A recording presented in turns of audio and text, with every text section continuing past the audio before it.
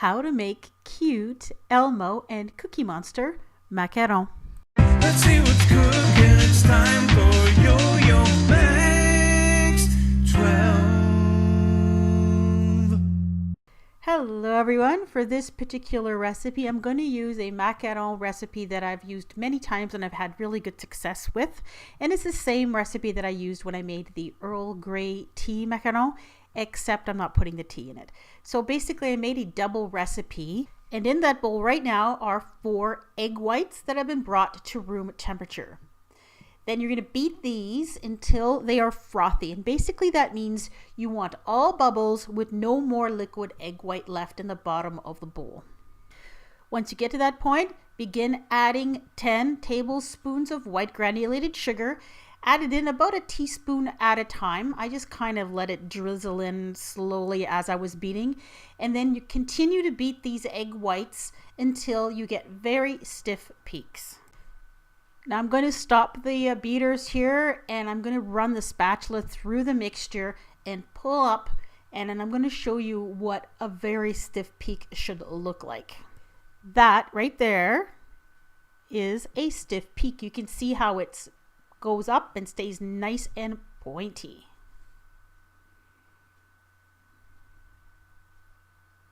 Now while your egg whites are beating, you can prepare your dry ingredients.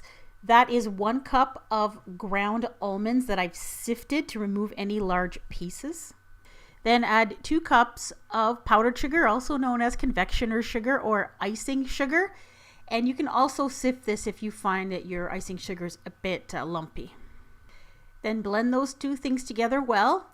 If you want, you can put it through your sifter one more time before adding it to your egg whites. That's up to you. I don't do it, and I've always had good results, but I've seen many recipes that actually do that.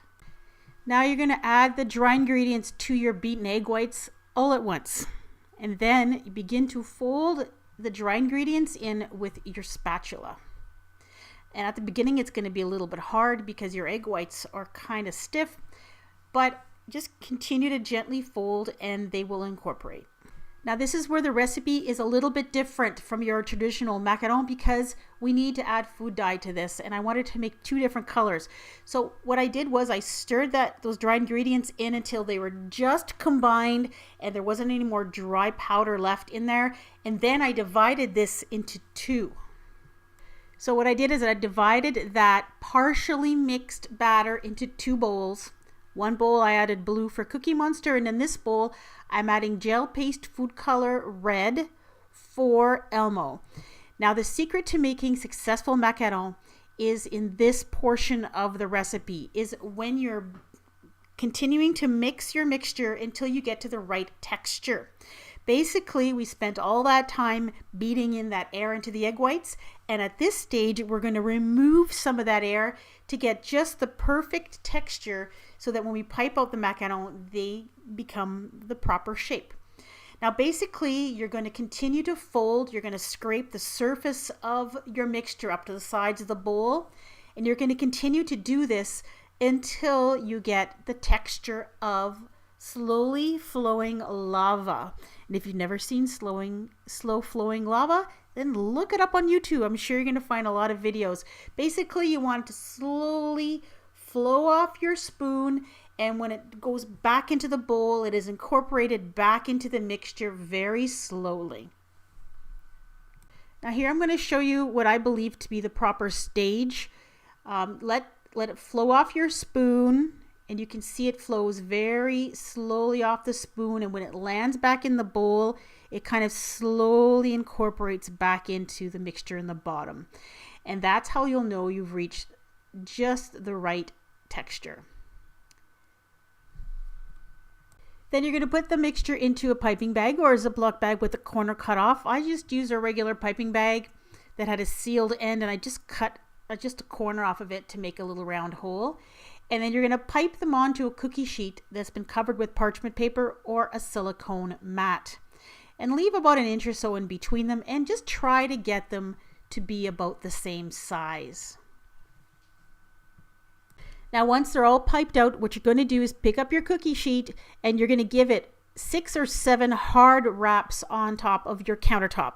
And what this does is that it might remove any big air bubbles that might be in there, and it'll also flatten them out very nicely. Then you're going to allow these to sit until they've dried a little bit.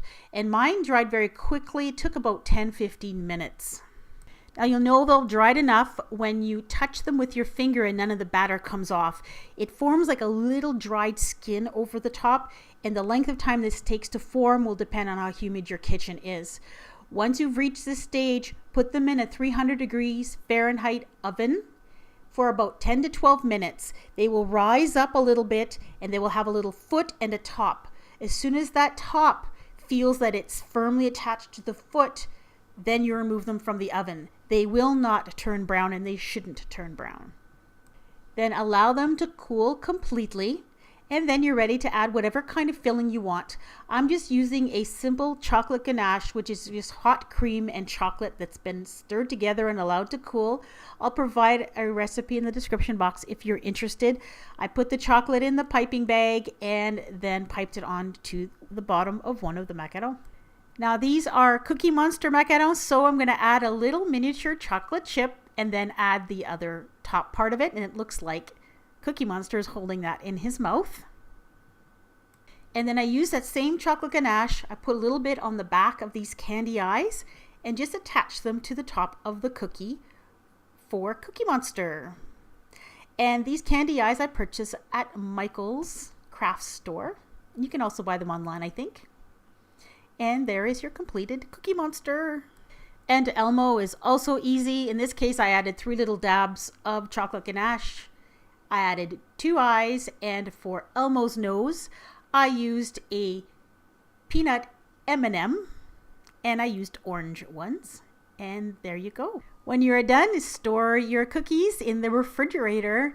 And some people say that they are at their very best if you let them sit for 24 hours before you try them. I did not come up with this particular idea. I found these on BuzzFeed, and then the link went to Reddit. I was unable to locate a tutorial on how to make these, and I thought they were just so adorable. I decided to give them a try myself, and I hope you do too. Thanks for watching. On your screen right now are 4 different kinds of macarons that I've already made. I've made chocolate, rainbow, Earl Grey, and green tea. If you're interested in seeing any of these videos, go ahead and click right on your screen or see the links in the description box below. These are also on a playlist, and you can access that by clicking on the link in the description box below or by looking for the little eye that's on your screen.